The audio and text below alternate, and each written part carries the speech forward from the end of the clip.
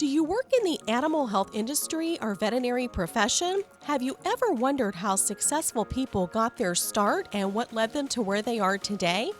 Hi everyone, I'm Stacy Purcell, founder and CEO of The Vet Recruiter, the leading executive search and recruiting firm specializing in the animal health industry and veterinary profession.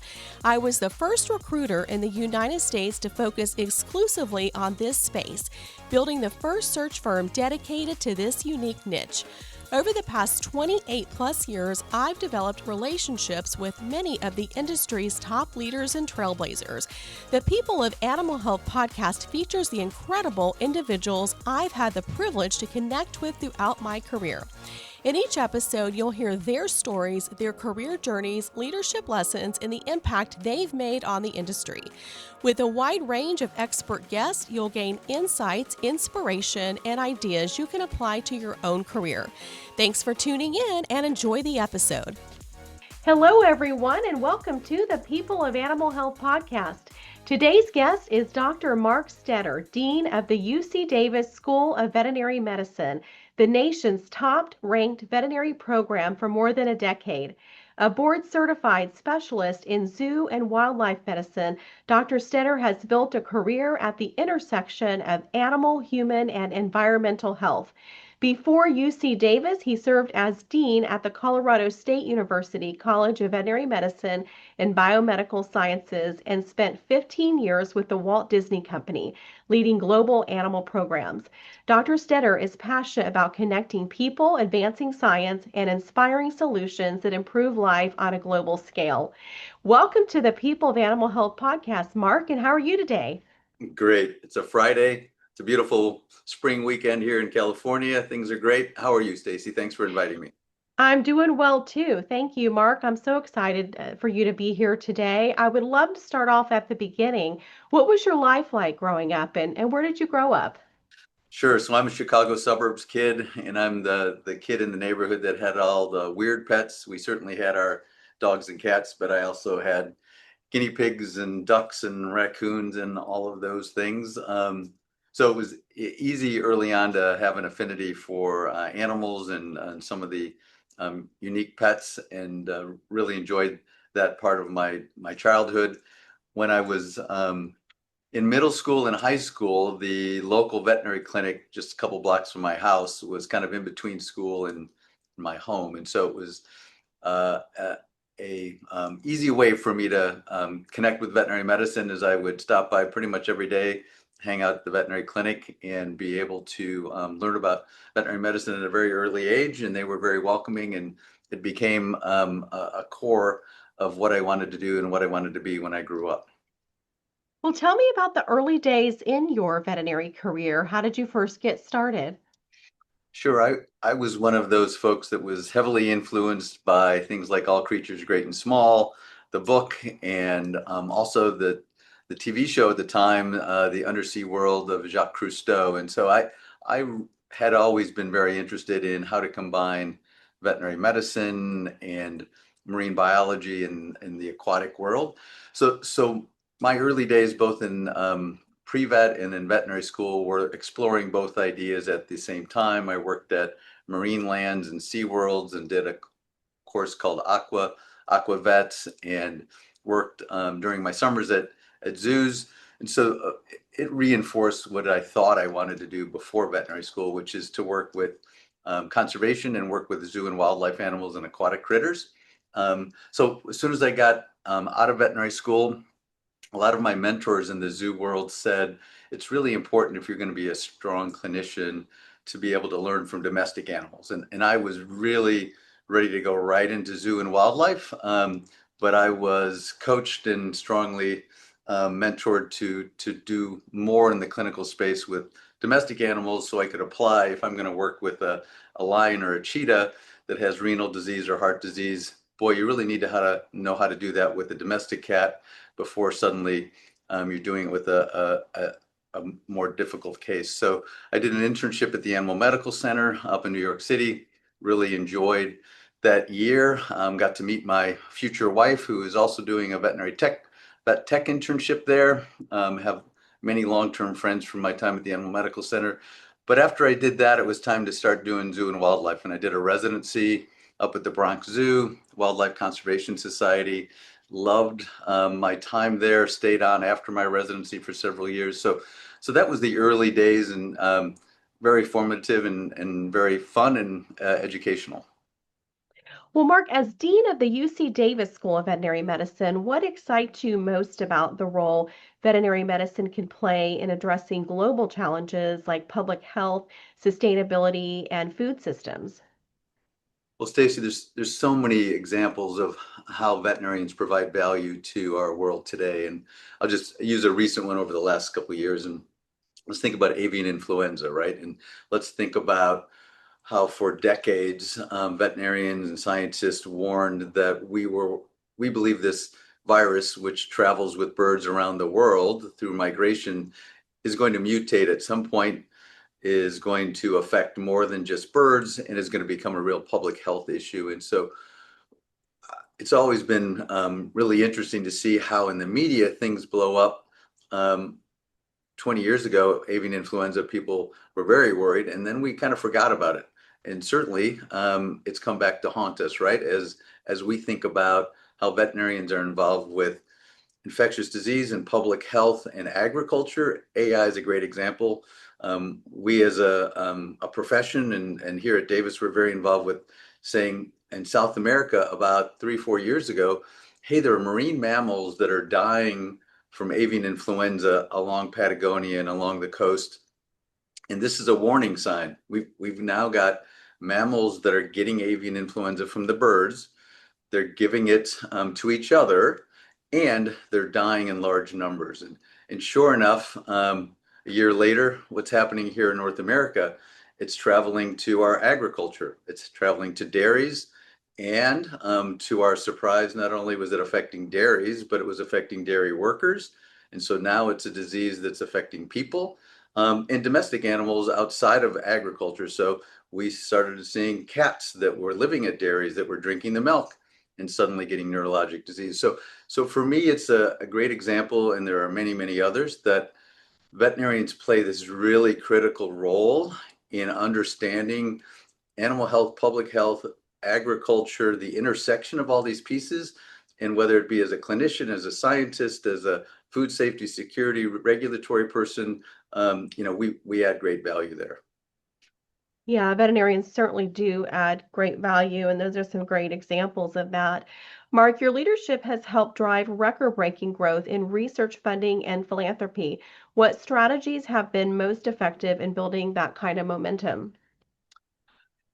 Yeah, we've had a lot of success, and I chalk that up to a couple things. Number one, we need to do as a profession a better job of telling our stories about how important we are to improve the world and society. And so we spend a lot of time in telling that story and also in the relationships surrounding this. So whether that be through our clients that come through our hospital, through foundations, through people who are just interested in the same things that we are, we know that it is critical for people to understand what we do and how we add value. And so the recent success that we've had in philanthropy and funding, a lot of that is because people are now opening their eyes to the research that we do in animals that help human health. And so our two largest gifts recently have really moved forward because people get excited about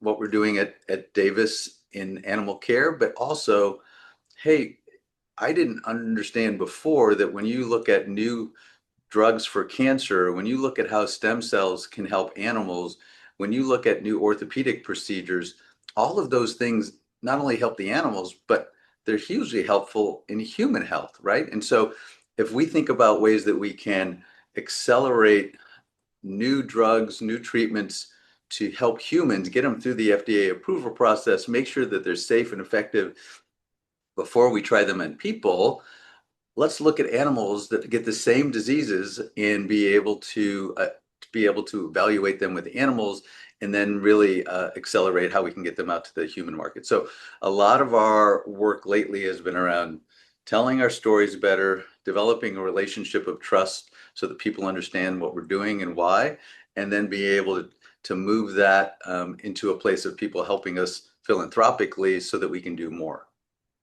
Well, the concept of One Health is central to your work, and you've touched on that on this podcast. But for listeners who may be unfamiliar, how do you explain it and why is One Health so important right now? Sure. Let's face it, we're becoming smarter and smarter about the overlap between health. And when I say overlap between health, our health is so critically tied to the environment that's around us, so critically tied to animal health, and that we can't work in these silos of having a physician work on a thing like avian influenza, and then a veterinarian work separately, and then an environmental person work separately. So we really need to think more broadly about everything that we do that allows us to solve these big problems in a way that breaks down some of the historical silos and lets us to work together. So, our One Health Institute is really a world-renowned place that involves scientists working on infectious disease and pandemics, epidemiology of the overlap between animal health and human health. It also looks more broadly at where are the gaps that veterinarians can help provide holistic care for people in society. So I'll give you a recent example, which is our California Veterinary Emergency Team. That is a group of veterinarians, technicians, and staff that will respond to natural disasters across the state of California to help animals in need. So you can imagine a wildfire. We've got firemen, we've got people that will come in and help the people. They're going to get them out of the fire safety. They're going to treat them if they're injured. They're going to provide housing and shelter. But we as a society haven't really thought about the animal component, right? What happens when you have a horse in the pasture or a dog in the building, and people aren't going to leave their animals, right? And so if we're going to really deal with disaster response, we need to think about the whole picture. And so within our One Health Institute is this veterinary emergency team who can be dispatched out with a small animal clinic, with a mobile large animal clinic, with people that have the ability, if a horse is freaked out because of the fire, they can go in and help tranquilize, and they have a trailer. They can move the horse to a safe place. Or if a dog has dog has burns and needs to be treated, or a cat has smoke inhalation, they have oxygen tanks and oxygen they can provide in a mobile mass unit. So I think of One Health as a way to combine all the different components of health across animals and people and environment, and how we should work together to help improve things. That makes so much sense. Well, Mark, you started at Disney as a staff veterinarian, providing hands-on medical care, and eventually you led animal operations for more than 500 employees worldwide. How did your perspective on animal care change as you moved from treating individual animals to shaping the systems responsible for their long-term welfare? Sure. I mean, for me, Disney was a wonderful experience. I really enjoyed working for the company, and it was much different than anything I had experienced before. Between going to, undergraduate veterinary school and residency, here it was a huge company that did so much more than animal care, which was I was a kid in a candy shop. I was a leader who had learned everything I could about zoo and wildlife medicine, but now there were opportunities to learn about how to build a team. What does conflict resolution look like? How do we manage large multi-million dollar projects? What does it mean when we say guest or customer experience? And how do you manage a multi-million dollar budget and hundreds of people in making sure that we're all rowing in the same direction? So I really loved my time there. There's a place called Disney University, which actually has a course catalog that allowed us to go through and say, I want to learn about project management, or a long list of things that had nothing to do with veterinary medicine, that really helped me grow as the animal kingdom was growing, as our team was growing, and as our work across the whole Disney company continued to explore. So it was a great experience for me. While serving as director of animal operations, you were responsible not only for animal care, but also for creating memorable guest experiences at Disney's Animal Kingdom. How did you balance the needs of the animals with the expectations of millions of visitors? Sure. And one of the things Disney's just really great at is combining fun and education, right? And whether that be through their current media or going back, many decades, Disney's always done a really nice job of making something fundamentally fun, but also having an educational component. And that's really what we tried to do at the Animal Kingdom with a flair towards helping animals in the wild and conservation and how neat and cool these animals are. And from a veterinary perspective, what was really unique then, and a lot of places have gone on to copy this, is we had a veterinary hospital that was open to the public. It still is, and it was a place that if you wanted to see how you take care of a gorilla or understand how to do surgery on a turtle or what happens when you do a routine exam on a flamingo, you could watch all of that as a guest with big open windows every day. And it was a great way to be able to educate the public and to be able to take care of animals at the same time and to be able to really share a conservation message. And Disney continues to do, whether that be through other media in being able to share those stories through their various channels and Disney Plus and other things, or to continue to be able to now take what started at the Animal Kingdom and think about how to do that in new and fun and exciting ways. I've had the privilege to get a backstage tour of the animal hospital in Animal Kingdom. It's fascinating. Well, Mark, you developed and chaired Disney's Animal Care and Welfare Committee. What were the biggest challenges in creating a welfare framework that could be applied across such a diverse collection of species?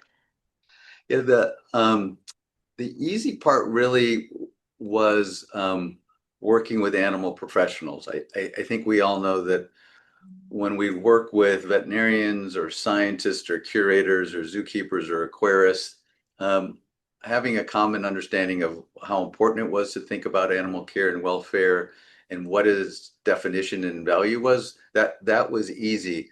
What was more challenging over time was that the Disney company decided, hey, you guys are the animal experts, and that for the entire company, we would like you to be able to help guide from a brand management what is appropriate use of animals in entertainment or how we use storytelling and animals and making sure we don't get in any trouble. And one of the kind of famous examples in-house years ago when I was there was Finding Nemo, right? And Finding Nemo was a huge hit. Pixar did a fantastic job. Still one of my favorite movies. But in that movie, you may remember that they have Nemo, or the discussion around flushing a fish in the toilet and having the implication that it goes to the ocean, right? And the fact that there were millions of kids around the world that inadvertently were thinking, oh, freeing a fish by flushing at the toilet, this can happen. And so that was a great example of the folks who made the movie, didn't have this on their radar. Um, and we were now at a time to better understand that there are animal components, even in a cartoon, that can inadvertently share things that we don't want. And so we ended up as a group from the Animal Kingdom and Disney's animal programs being involved on a much larger level with the entire media company of Disney to be able to say, hey, for the next Nemo movie, we're gonna look at the script and make sure we're not inadvertently putting things on there. And I remember being in conversations with Jimmy Kimmel Show and others who were using animals to be part of their show, and being able to help them guide, this is what's appropriate from how we use animals to educate the public versus what might be perceived as something that's inappropriate in our world. And we can all think back to where things were maybe 20, 30, 40 years ago with a circus and what was acceptable in animals and entertainment and what wouldn't be acceptable now. And so being able to, help people with that thought process was really interesting. That makes sense. The messaging is really important. Well, during your time overseeing international conservation programs at Disney, was there a project or partnership that particularly changed the way you think about the role that large organizations can play in protecting wildlife around the world? Sure. I mean, I think um, Disney, when it was starting the Animal Kingdom and just before and to this day, really became a strong model around how a US based zoo can get involved with conservation around the world and have a big impact. And at that time, the Disney Wildlife Conservation Fund was a entire granting process through Disney that would help partner with people all over the world to help save endangered species and help wildlife in various places. And so it was a great example of, for me, how a for-profit company can peel off a part of the profit and reinvest it in the mission, which was wildlife conservation, even though we were based in Orlando. So we had projects in Africa and Asia and South America. We were saving, cotton top tamarins in Colombia and working on sea turtles around the world. And I personally got involved with elephants in South Africa. So it really was a meaningful and continues on to flourish to this day. Wow, that is fascinating. Well, you worked across zoos, academia, and global conservation efforts. What are some of the biggest lessons you've learned about collaboration across disciplines? I guess what I would say has been very obvious is that, anybody, whether that be a scientist or professor or a different school and unit, can create something meaningful and do that in a silo. But ultimately, you can't have as big of an impact and you will not be as successful if you don't think broadly about how you could work with people that are maybe outside of your discipline or work with people in different geographic areas or share resources that allows you to do something bigger and different. And I see that all the time with some folks that are either very concerned about resources and maybe donors in philanthropy or scientists and ideas or one organization saying I don't want to work with another organization because that could dilute our impact. But I would say that the most successful individuals and the most successful groups are those that think broadly about collaborating, and then the resources will come. That's so interesting. It makes so much sense. Well, with so many world-renowned centers under one umbrella at UC Davis, how do you encourage innovation and collaboration across such a large and diverse ecosystem? Well, the faculty are incredibly smart and entrepreneurial and coming up with great things. My job is to, reduce any barriers and to kind of give them the freedom to really explore whatever their areas of interest are. We have a variety of examples of how we try to do that. One recent one over the last couple of years is we know that our medical school and our veterinary school here at Davis are exceptional. But we're probably about 20 minutes apart as far as and we also are reinforced in many ways to just work within your discipline, maybe orthopedics, it might be oncology, whatever that is. So I've worked with the leadership at the med school and here, and we've developed this across the causeway, which is the road that separates us physically across the causeway annual retreat that brings together faculty from the medical school and the veterinary school to exchange ideas and to be able to collaborate in new and successful ways. And then we've incentivized that with seed grants, right? So, hey, if you've never worked together before but want to do some research now, here's a variety of grants that you can apply for that allow you to start this journey and to be able to do something fun and exciting. So again, our faculty are there and excited. We just need to reduce any physical or financial or time related barriers to let them do more. Hey everyone, we are interrupting the episode briefly to talk to you about today's sponsor. This episode is brought to you by the Vet Recruiter. The Vet Recruiter is the go-to executive search and recruitment firm in the animal health industry and veterinary profession, dedicated to connecting exceptional employers with high caliber candidates. With a deep understanding of the animal health industry and veterinary profession and a vast pool of talented candidates, we make the hiring process seamless and efficient for the animal health and veterinary employers who have critical hiring needs.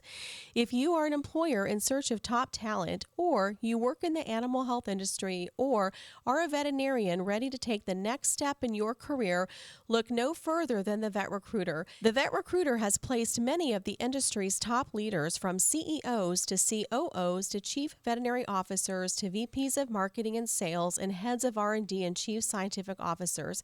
We have built sales forces for many leading animal health companies and have placed more veterinarians in clinical practice than any other search firm in the U.S. Ready to take the next step? Visit thevetrecruiter.com today. That's thevetrecruiter.com. And now let's get back into the episode. Well, you have spoken about your passion for connecting people to help animals, nature, and society. What does that look like in practice on a day-to-day basis? Yeah, I guess I'm reflecting on this question. I really want to emphasize for me personally, and I hope for others, that fun in the workplace has to be part of the equation if we're going to be successful and coming into work um, and enjoying a team that likes working together. And so one example that we've had in our space here is we've created a series of videos that are educational, fun, and fun to make. We call them Minute with Mark. They're produced a couple times a month, but we go to our faculty and we go across the school and we say, well, what are some really cool things that you want to tell our alumni, our donors, the general public? And we have 1 minute because of social media and the attention span of the world. We have 1 minute to make it fun and engaging, which means we've got to have visuals in this that are really capture your attention, and then we've got to have fun facts. And our goal is to get people excited about something they didn't know about, and then come back to our website or come back to our school in some way and learn more. And so, we recently did one for graduation, and capturing the energy and passion and excitement of our students and their families in that moment, and packaging it into a minute is always, a very fun thing to be able to share. We've done one for some of our new buildings. We just opened an all species imaging center. That all species imaging center has CAT scans and MRIs and a bunch of fancy imaging equipment. And we basically kind of went through that in a fun and exciting way. And I'm sure there are people out there that went, holy smokes, I didn't know that you could put a horse into a CAT scan machine, right? Or, what does it look like if you take an X-ray of a large tortoise? So we try to really do something that is interesting to everybody, and that doesn't have to be terribly scientific, but does raise awareness of what we do. Well, it is important to have fun at work. Well, Mark, looking back at your time leading the College of Veterinary Medicine at Colorado State University, what were some of the most impactful changes you implemented? It's been really interesting to go back and visit, and Colorado State in the program there is phenomenal. It was the first place that I, worked as an academic and was able to be, a professor and a leader. So I really get a lot of fulfillment in being able to go back and seeing the things that we started and how they've really grown and been successful since then.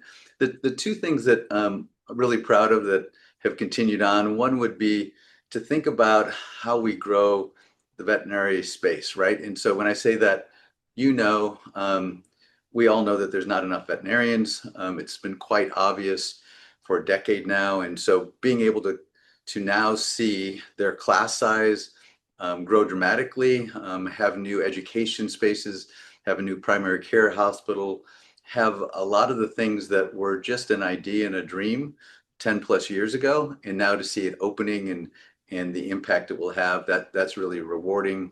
The other thing that's been really nice is that we had a concept there about a veterinary health system. So if you think about, 20 years ago, a vet school or even a med school would have a classroom and a hospital, but everything's evolved with the specialties and the things that we can do that typically you have a health system now. You would go visit for your medical care, especially if you're going to go see a specialist, a health system that would include, different buildings and different departments and different areas for what your needs are. And so we saw that same trend in veterinary medicine, and what we started and what they've been able to now execute on is a health system that brings together all of those different service components. So if you need reproductive help with your horse, and you wanted to help make sure your horse got pregnant at the equine reproduction lab,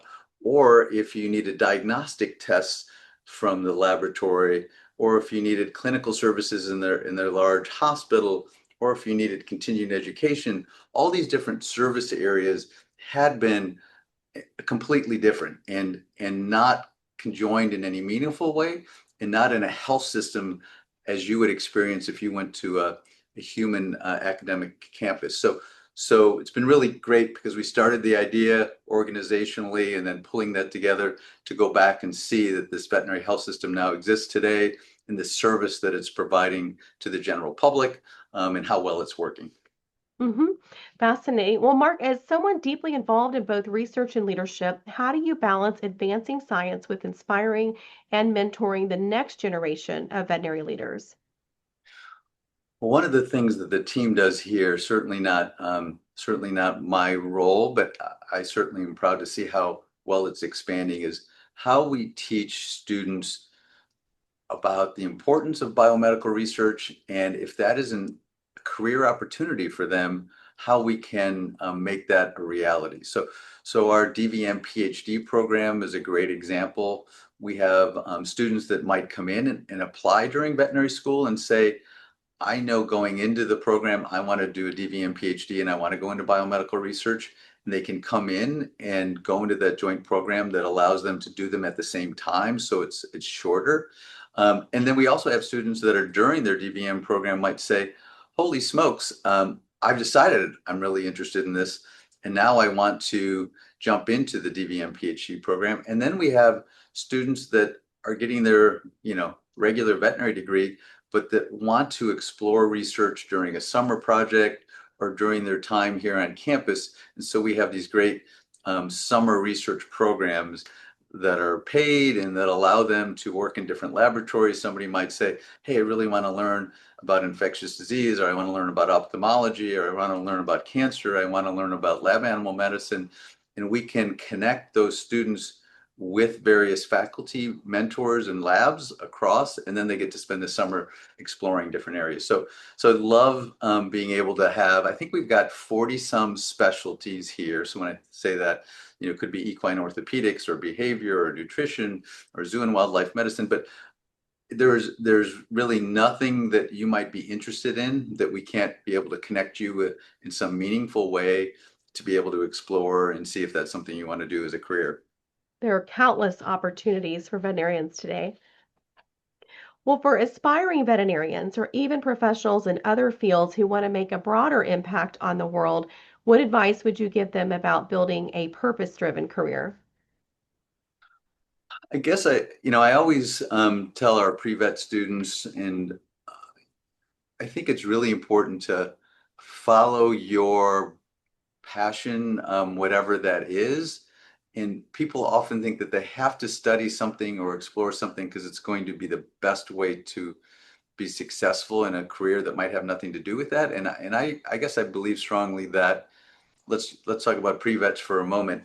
If you're really interested in molecular biology, if you're really interested in literature, if you're really interested in animal science, if you're really interested in whatever it is, study that work on that while you're an undergrad because you are much more likely to succeed in those classes and do well, which then is the avenue for you to get into veterinary school versus a lot of folks who say, oh, I'm going to major in animal science or I'm going to major in something because I'm told that's the best way to get into veterinary school. And I think number one, it does you a disservice because you're less likely to do really well in the classes if you don't find them interesting.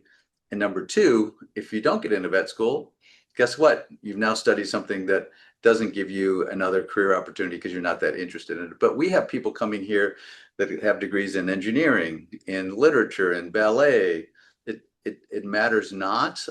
What matters is that you have a strong scientific foundation in addition to whatever you're studying, and that you did well academically, because you can do the perfect undergraduate major and get C's, and you're not going to be able to get into vet school. So I think really exploring your passion is important. That's good advice.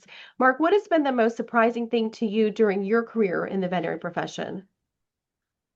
I think what's been really interesting in a positive, surprising way is how well you can pivot in veterinary medicine to do something different, right? So my first job out of veterinary school was working with small animals in Manhattan, New York. Suddenly I'm working with zoo and wildlife. Then I'm an executive at the Disney company, thinking about the guest experience and visitors. Then I'm a professor at a university. Um, and, and you can work in so many different areas in veterinary medicine. Could be changing the types of critters that you work on. It could be whether you work for a profit or a nonprofit, whether you work in a certain geographic area, you could work overseas. So I love the fact that you can pivot and change your mind and you're not locked into something for the rest of your career. That's great advice as well. Well, how have you seen the veterinary profession change over the years since you've been involved? Yeah, it's interesting. I just provided the remarks for our commencement to our students, and I was able to reflect. I went back and read All Creatures Great and Small after I think 40, 50 years is the last time I read it in high school. And being able to reflect on what has changed in that 50 years and what has not, it was really interesting for me. And I was able to share that with our graduates. But we know that technology is changing human medicine and that veterinary medicine follows along, whether that be how we're using advanced imaging, right? Who would have thought you could look inside an animal's brain with an MRI and be able to see what's going on in there, see does it have a tumor, see if it's working normally, does it have a blood clot, without having to cut into it or do anything harmful. We can look inside organs and see what's going on. So technology, has really changed and allowed us to do so much more. What hasn't changed is that human animal bond and the relationship that people have either with their ranch animals, their farm animals, their pets at home. So for me anyway, it's really interesting to see the big things that have changed and the even bigger things that fundamentally I don't think will ever change. What does your crystal ball say about the future of the veterinary profession? um, Crystal ball, boy, if you have one, can I borrow it sometime? I mean, what's the obvious trends for me from what I can see is number one, um, people love their pets and the transition from a pet that 20, 30 years ago might have slept on the back porch and is now sleeping in our beds. Um, and the fact that the human race seems to be getting more and more anxious about the world that's around them. And when I say that, mental health and anxiety and loneliness are increasingly a problem, and pets fill a huge gap. So I see that continuing to be a really important place that animals have in our world and how veterinarians get involved. Um, we're also seeing just in the last couple of years, which is unexpected, but with GLP-1s and with human health and nutrition, protein has become an even bigger deal, right? And 20, 30 years ago, you might have, bet that red meat and protein was going to be less of an issue and that, veggie burgers and that might have taken over.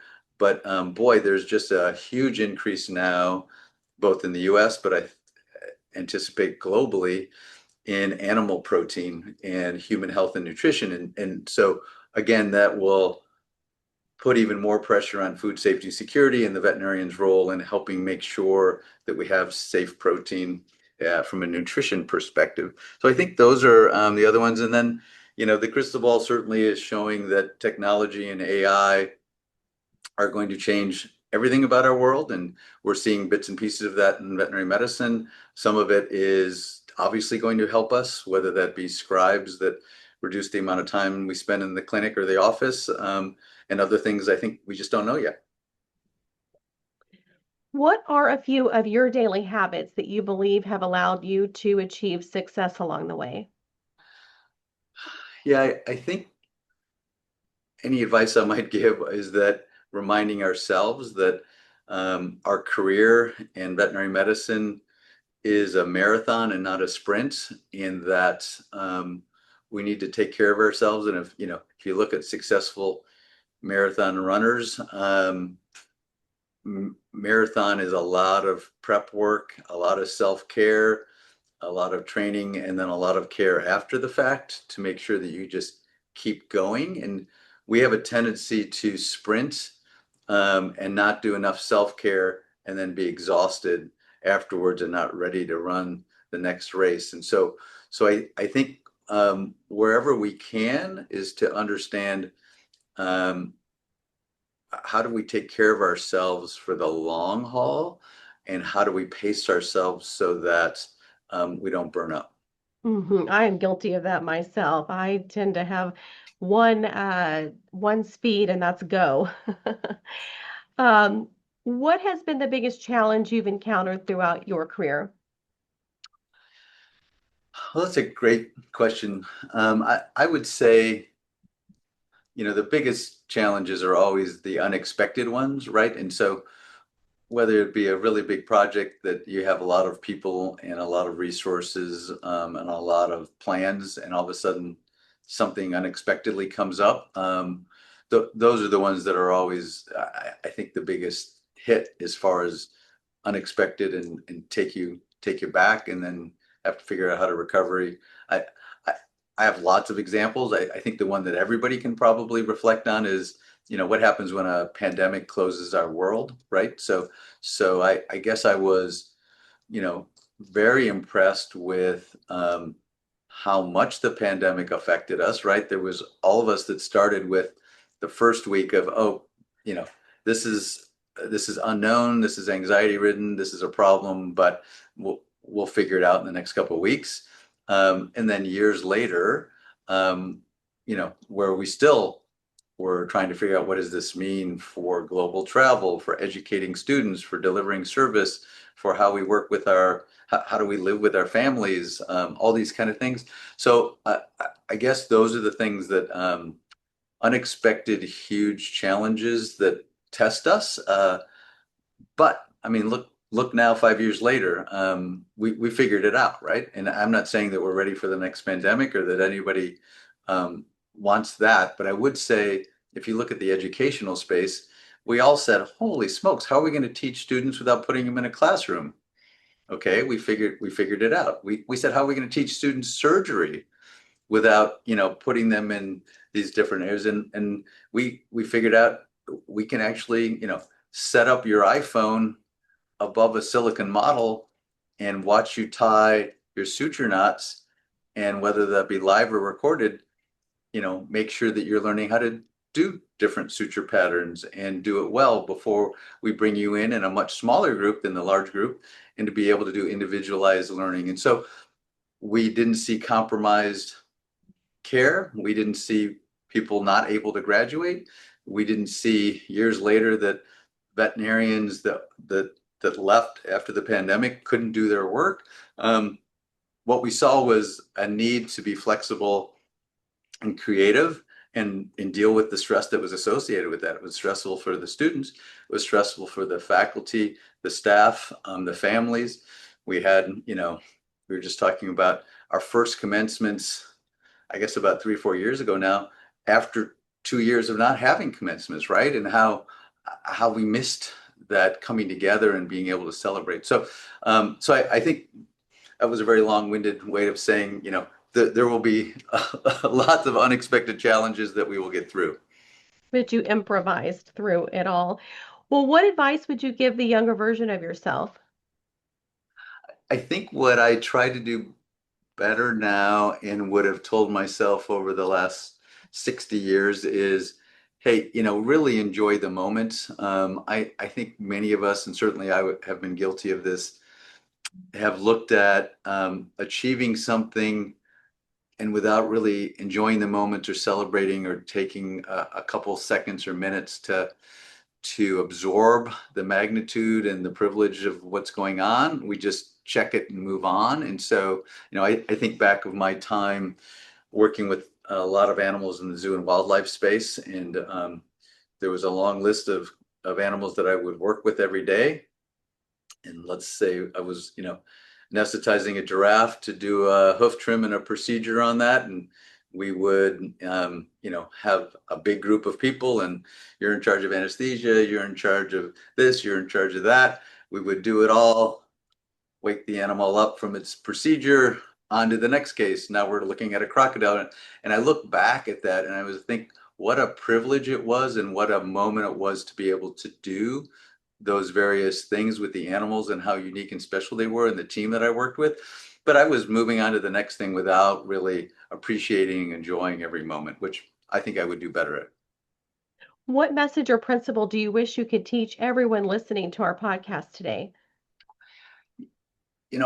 I never was involved with psychology, the courses of psychology or the principles of psychology when I was in high school or undergrad or vet school. I always kind of considered it, I don't know, a soft science, or I wasn't quite sure what it was about. But I've really grown to appreciate as I work with large teams and work with people, and certainly veterinarians work with people just as much as they work with animals, if not more. And so understanding human behavior, and for me, I'm talking when you ask, what are the things I could teach everyone? It's about positive psychology, and positive psychology really being, this growing field that shows that optimism, positivity have a huge ripple effect on our work and the people around us and our success.